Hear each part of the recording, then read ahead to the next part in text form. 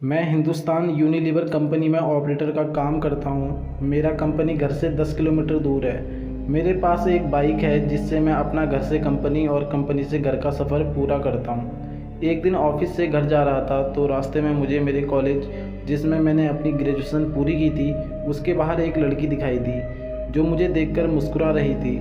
मैंने उसे टालते हुए मैं घर की ओर निकल पड़ा।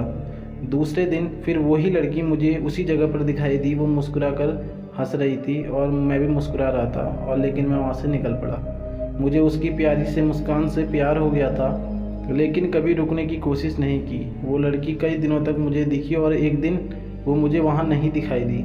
मैं बेचैन सा हो गया लेकिन मैं उसके बारे में कुछ नहीं जानता था और ना कभी बात की थी, इसलिए उसका पता भी नहीं लगा सकता था। मैं कई दिनों तक उस लड़की के नहीं दिखने से बेचैन था। कई बार तो मैं कंपनी से जल्दी निकलकर उसका इंतज़ार भी करता पर वो मुझे कहीं नहीं दिखी। एक दिन मेरे मोबाइल पर किसी अनजाने नंबर से फ़ोन आया।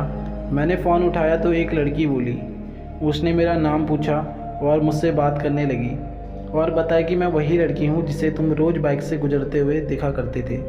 मैं अचंभित सा रह गया, इसके पास मेरा नंबर कैसे आया और मेरे से क्यों बात कर रही है। लेकिन उसकी मीठी बातों में मैं इतना खो गया कि ये सब बातें भूल गया।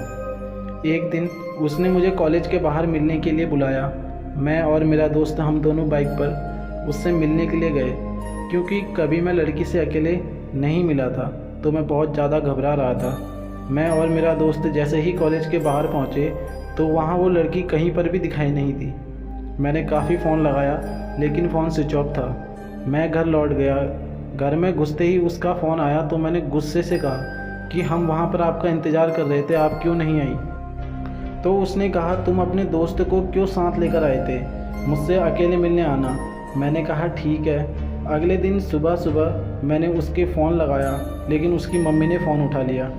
मैं एक बार तो डर गया लेकिन कॉलेज के प्रोजेक्ट का बहाना कर उससे बात करने को उसकी मम्मी से कहा। उसकी मम्मी ने कहा पागल हो गए हो क्या, प्रिया को मरे तो 3 महीने हो चुके हैं। मैं हक्का बक्का रह गया और मेरे रोंगटे खड़े हो गए। मोबाइल से मेरे हाथ गिरा और मैं बुरी तरह कांपने लगा। मैंने सोचा कि जिस लड़की को देख रहा था और जिससे मैं बात कर रहा था वो एक आत्मा थी। मुझे फिर भी विश्वास नहीं आया। मैंने अगले दिन फिर प्रिया की मम्मी को फ़ोन लगाकर सारी घटना सुनाई तो उन्होंने कहा मेरी बात पर यकीन ना हो तो मेरे घर आकर देख लो। मैं प्रिया के घर गया तो प्रिया की फ़ोटो पर माला लगी थी। उसकी माँ ये घटना सुनकर भावुक हो गई लेकिन उस दिन से मैंने अपनी वो सिम निकाल कर फेंक दी और नए नंबर ले लिया है और फिर कभी फ़ोन नहीं आया।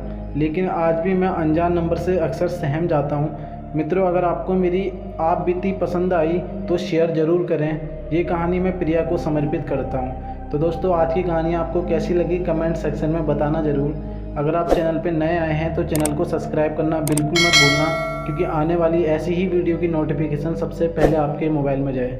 मिलते हैं आगे एक नई कहानी के साथ, तब तक के लिए बाय बाय।